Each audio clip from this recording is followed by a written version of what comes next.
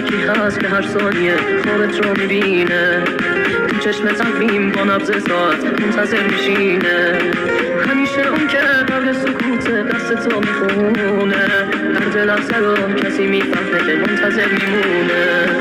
از وقتی تو رفتی شب حالم رو پرسید، شاید اگه تو برگردی بشه هر چیزی نترسید، بشه درد این ثانیه ها رو کنار تو فهمید، شاید اگه تو برگردی بشه هر چیزی نترسید، بشه درد این ثانیه ها رو کنار تو فهمید.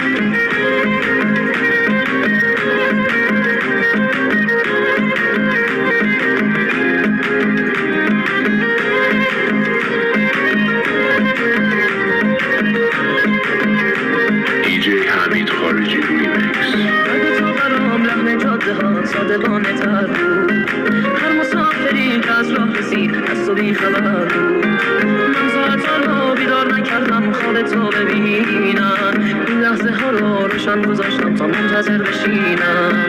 از وقتی تو رفتی شب حالم رو پرسید،